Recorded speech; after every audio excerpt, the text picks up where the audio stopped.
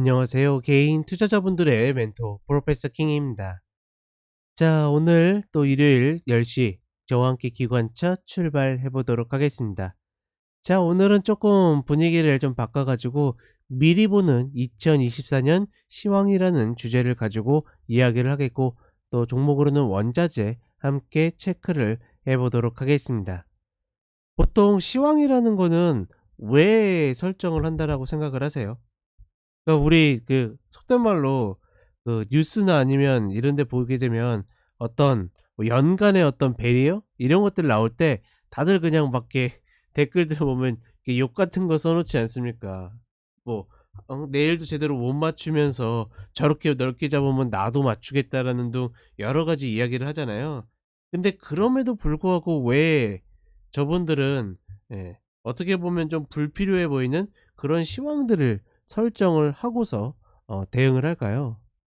가장 큰 이유는 전체적인 비중 전략에 있다라고 저는 생각을 합니다.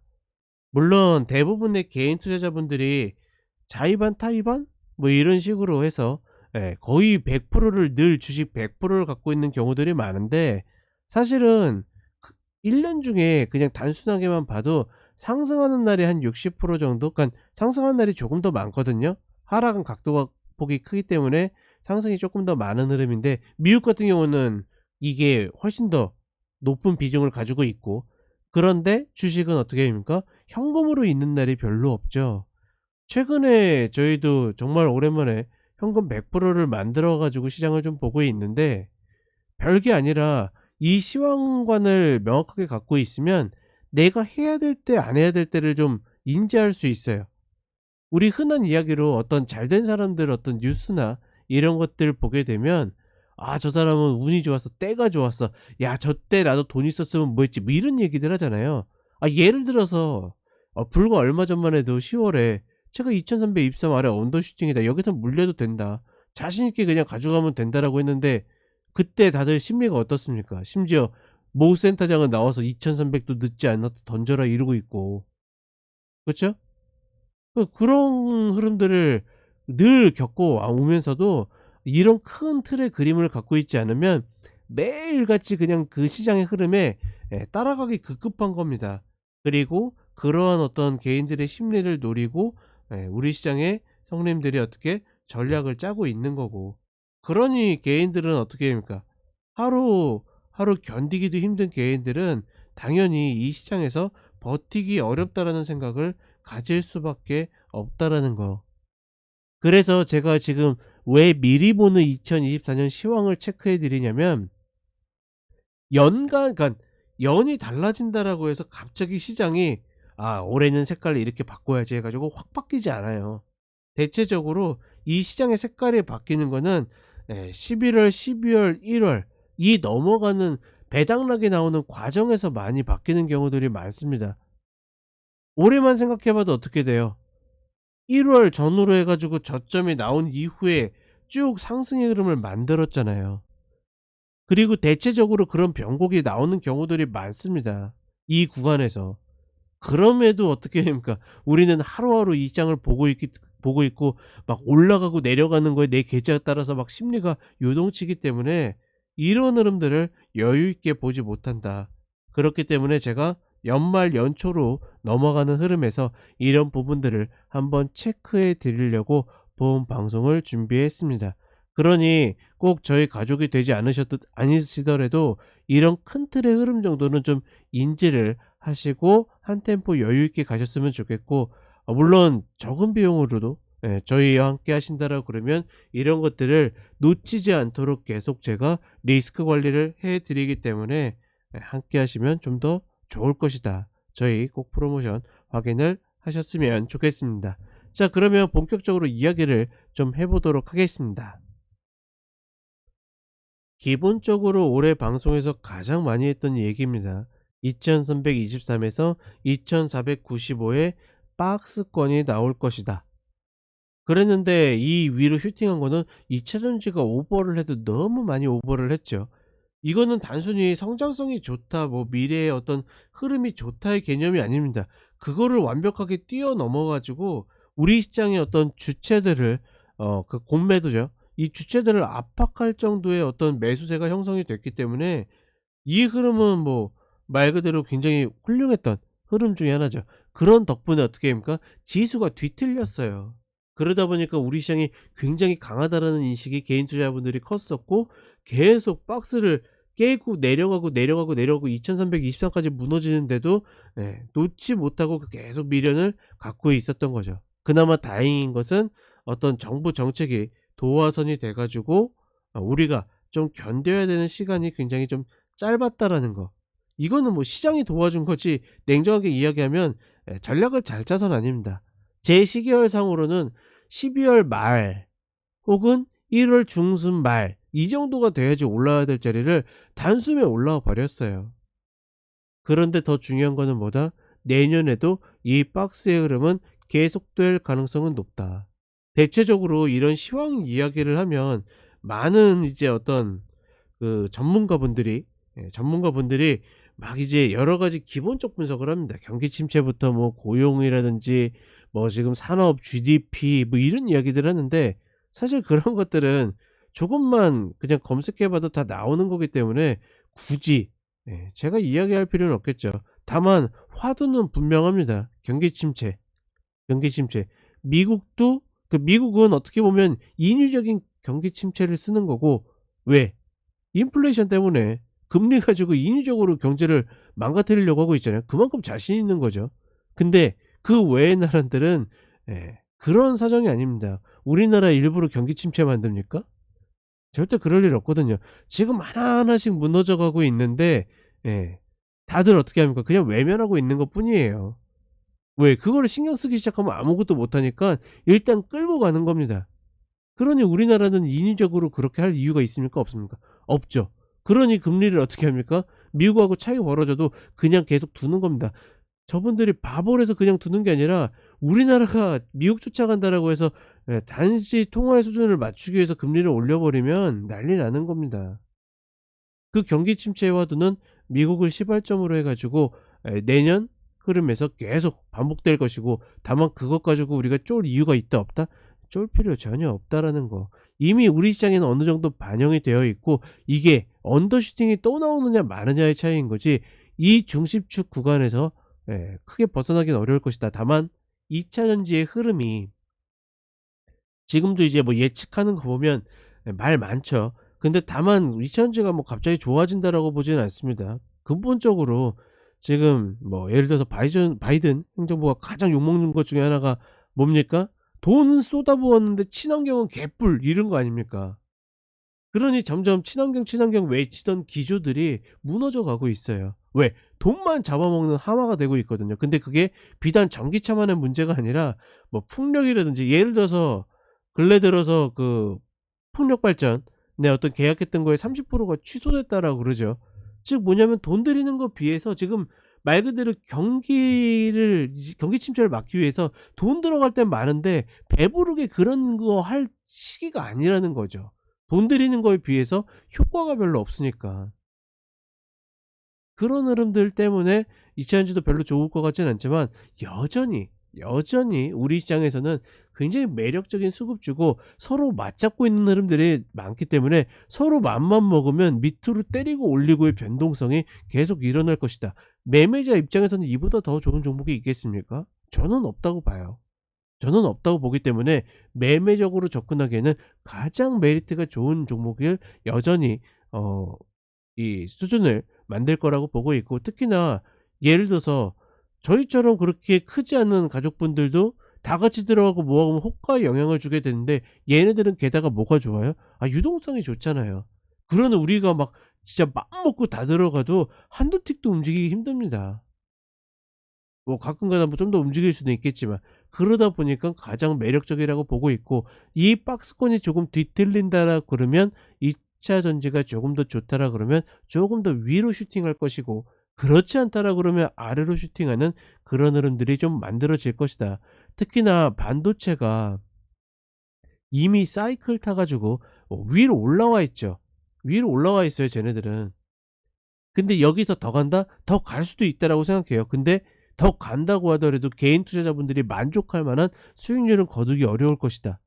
그러니 쟤네들은 저기에서 이러지도 저러지도 못할 가능성이 높습니다. 오히려 얻어맞는 이 흐름들이 나오면 지수를 때리기 위해서 어쩔 수 없이 내놓치는 경우들이 나오지, 여기에서 지수를 들어올리기 위해서 쟤네들을 들어올린다?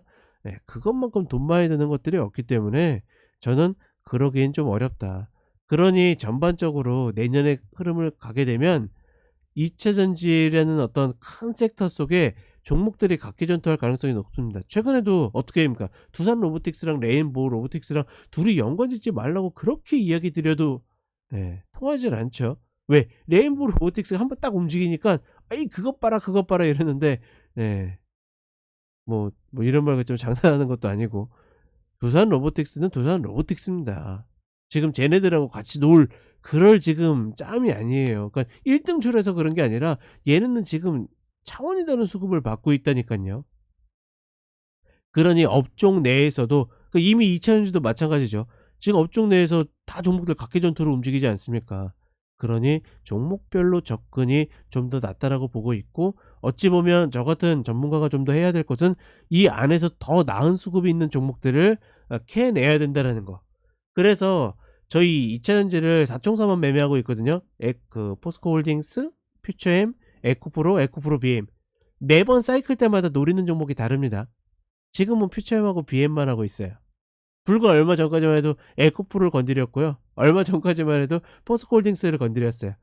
때때마다 사이클 때마다 지금 수급이 들어오는 종목들이 계속 바뀌기 때문에 그런 역할을 저 같은 사람이 하고 있는 거죠. 다만 큰 기준은 바뀌지 않는다라는 거. 그러니 여전히 매매하기 좋은 종목은 2차전지가 위주가 될 가능성이 높습니다. 그렇기 때문에 저는 가장 안타까운 게, 물리지 마세요. 아니 왜 이렇게 매매하기 좋은 종목을 굳이 물려 가지고 저 윗자리 보느라고 매일같이 고생을 합니까? 지금 제가 봤을 때는 2-3년 정도 옆으로만 이렇게 삐대고 움직여도 우리가 그 안에서 계속 먹어갈 폭들은 만들어진다라는 거, 그렇게 보고 있고, 그다음에 여전히 올해의 흐름과 유사하게 수급 인기주들의 어떤 비이상적인 흐름들은 계속 나올 가능성이 높습니다. 특히나 공매도 님들이 한 발을 빼면서부터 물량과 업틱 룰에 이 치트키를 쓰지 못하고 있죠. 그러다 보니까 수급 인기주가 계속 움직일 가능성이 높다. 그러니 에코프로 워티 같은 게 저런 거품도 아닌 개거품을 만드는 겁니다. 개거품이에요 저거는. 물론 이제 뭐 BM도 그렇고 에코프로도 그렇고 거품이다? 맞아요. 근데 쟤는 그냥 거품이 아니라 개거품이 됐다니깐요. 왜? 수급으로 저렇게 그냥 갈무리 해 가지고 매도 치는 애들이 없으니까 마음대로 올릴 수 있는 겁니다. 그런 어른들이 더하면 더했지 덜할 것 같지는 않다. 그리고 이렇게 금지해 놨는데 총선 이후더라도 바로 쟤네들이 저거 풀까요? 제가 봤을 땐 그렇지 않아요. 어떤 핑계를 대서라도 최대한 끌려고 할 겁니다. 그런 것들 보게 되면 이런 흐름들은 여전히 진행될 가능성이 높다. 다만 좀 아쉬운 거는 올해의 흐름에서도 이제 저희 가족분들한테 이제 메인으로 조금 꼽는 투자적 종목을 드리거든요. 우리 상반기 때는 PI 첨단 소재 목표 해 가지고, 그러니까 제가 투자적 관점으로 찍었다 그러면 웬만큼 비중을 정해주지 않으면 몰빵해도 되는 종목들은 몰빵해도 된다고 이야기 드려요. 그리고 조금 더 이후에 종종 이 방송에서 이야기 드리죠. 그리고 하반기는 위메이드였고 53,000원 무조건 매수해서 아래 내려오면 감사합니다고 받아라. 62,000원 간다. 그 흐름들을 계속 이야기 드렸지 않습니까? 그것처럼 예, 이 종목을 또 내년에도 상반기 하반기 해 가지고 좀 골라내야 되는데, 사실 지금 종목들의 위치들이 다 어정쩡해요. 그리고 웬만하면 저렇게 수급의 인기를 받는 종목을 건드려야 되는데, 그럴 만한 요인을 가진 이슈를 가진 종목들이 조금은 만만치는 않습니다. 그렇다 보니까 저도 이제 내년을 당연히 미리 준비를 해야 되죠. 미리 준비하면서 여러 가지 이런저런 고민들을 하고 있고, 특히나 이제 저희 특기 중에 하나인 합리적 추론을 통해 가지고 종목들을 이것저것 분석해 보고 있는데, 조금은 이 투자적 관점에 대한 종목들이 쉽게 컨택이 되기 어려운 그런 환경에 놓일 수도 있겠다. 그러니까 우리 중장기적 투자하시는 분들이 조금은 만만치는 않겠다, 이렇게 생각하고 있습니다. 그런 거 생각하면 오히려 좀 더 올해보다도 폭이 좁은 그런 박스를 만들 가능성도 배제할 수 없다. 이렇게 보시면 되겠고, 그러니까 궁극적으로 내년을 준비하면서도, 그러니까 저는 그래요. 기술적 분석가들이 좀 더 좋은 시장이 될 가능성이 높다라고 봅니다. 왜? 박스의 흐름을 만들면서 파동을 만들어내고 수급의 균형을 만들어낼 가능성이 높기 때문에 한쪽 방향으로 쏠려가기보다는 이 파동 안에서 계속 먹을 것들을 만들어낼 가능성이 높다. 그러니 조금 더 여유를 가지고 보셔도 괜찮다. 이렇게 연말 연초로 가는 시황을 정리를 해 드리도록 하겠습니다. 재밌지 않을까요? 정말 저는 정말 굉장히 재밌을 것 같은데, 이제 또 모르죠. 10월 같은 상황이 좀 벌어질지. 언제든지 이 재밌는 상황, 최소한의 이 최저 비용을 받고 있기 때문에 이 비용을 뽑는 데는 문제가 되지 않을 거예요. 다만 이 흐름, 이 기술적 분석과 전략을 얼마나 신뢰하느냐는 오시는 가족분들의 몫이라는 거 늘 같이 이야기를 드려보도록 하겠습니다. 자, 2024년 본격적인 시황은 나중에 이야기 드릴 거예요. 그러니 뭐 벌써부터 너무 고민하거나 걱정하지 마시고, 제가 또 올해 연말 연초로 넘어가면서 다시 한번 정리를 해 드릴 테니까 그냥 미리 엿보는 거다, 퓨리뷰다, 이렇게 생각하시면 되겠습니다. 자, 그럼 우리 원자재들 잠깐 한번 살펴보도록 하겠습니다. 자, 먼저 천연가스입니다. 제가 걱정돼 가지고 저희 카페에도 올려드렸죠, 전략. 누구든지 무료 가입만 하셔도 볼 수 있는 전략이니까 오셔 가지고 체크를 하시면 되겠고, 2.876짜리를 기다렸는데 바로 그냥 관통해서 깼어요. 오히려 땡큐입니다. 땡큐. 왜?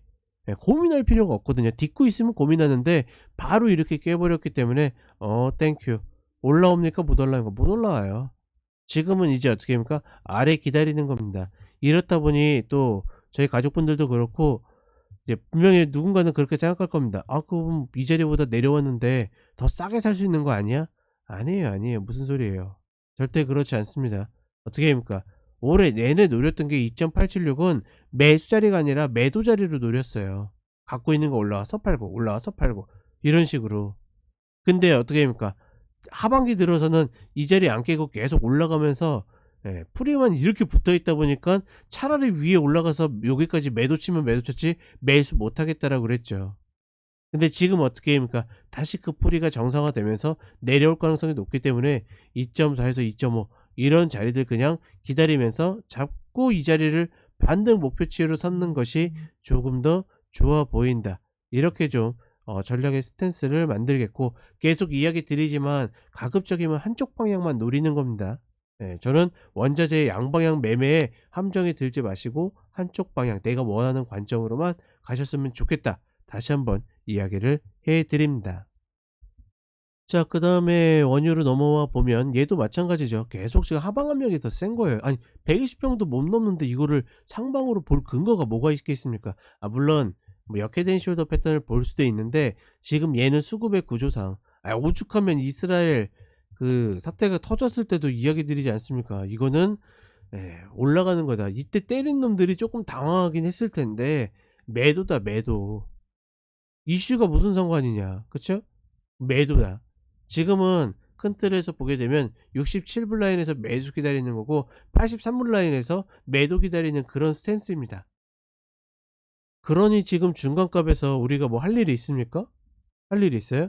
할 일 전혀 없다라는 거 그냥 지켜본다. 내려오면 땡큐하고 한번 받고 올라오면 땡큐하고 매도 치는 흐름으로 갔으면 좋겠다. 이렇게 정리를 하도록 하겠습니다. 자, 그 다음에 금입니다. 연결 선물로 좀 보게 되면 본 종목은 조금 의외예요. 제가 이때 올라올 때마다 이야기 드렸죠. 매도다, 매도, 매도, 매도다. 이 위로 올라오면 2000불 위로 올라오면 매도다 라고 해서 빠지긴 빠졌는데, 사실 이거를 이렇게 딛지도 않고서 이렇게 바로 올라오는 거는 조금은 의외다라고 보고 있고, 여전히 이 위에서는 매도를 쳐도 된다라고는 보고 있어요. 다만 지금 올라오는 패턴이 상방이 완전히 이렇게 뭐라고 표현할까요? 우위로 점해져서 올라오는데 굳이 여기서 열심히 내가 물릴 필요는 없다라고 보고 있고, 이 수급이 조금 줄어드는 패턴이 나올 때까지 저는 일단은 뭐 늘 그렇다시피 이 쌍봉 흐름을 보고 있거든요. 넘길 것 같고, 넘겼다가 이렇게 깨지게 되면 이때 이 폭의 효율을 보아서 좋으면 들어가고, 그렇지 않으면 다시 한번 들어올리는 쌍봉 패턴. 얘는 떨어지면 또다시 이런 쌍봉 패턴 위에서 만들 겁니다. 어디서 가든지.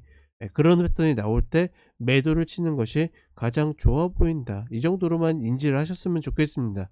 굳이 지금부터 인버스를 물려 있을 필요는 없어 보인다.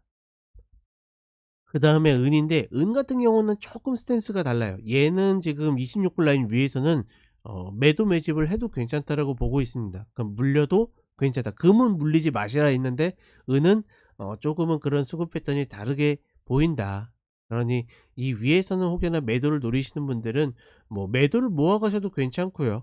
어찌됐거나 매도를 최소한 모아 가서 최소한 122평 혹은 다시 이 저점까지 내려가는 흐름들을 노려보는 거 충분히 해볼 만한 가치가 있는 구간이다. 이렇게 보시면 되겠습니다. 오히려 얘는 조금 더 심플하죠. 그건 뭐냐면, 금은 혹여나 반대로 잘못 잡을까 봐 걱정이 되는데 얘는 반대로 잘못 잡아도 걱정이 되지 않는다. 이렇게 보시면 되겠습니다. 자, 그 다음에 구리인데, 구리는 쌍바닥 너무 예쁘게 잘 만들고 올라왔어요. 좀 딛는 자리가 어정쩡하긴 했지만 얘네 둘로만 봤을 때는 너무 예쁘게 밑꼬리 양봉까지 만들면서 잘 올라오고 있고, 그러니 지금의 탄력으로 봤을 때는 최소한 이 4점대 라인까지는 올라올 가능성이 높다. 다만 그거 보고서 뭐 매수를 추격할 만한 자리는 아니라고 보고 있고, 다시 내려오지 않으면 아마 매수는 조금 따라가기 어려울 겁니다. 지금은 요 자리 넘어서 더 올라가도 무방할 정도로 예쁘게 올라오고 있고, 이 올해의 전고 흐름까지도 충분히 만들 수 있는 여진이 있다. 그럼에도 불구하고 다시 눌리지 않으면 매수는 쫓아가지 않는다.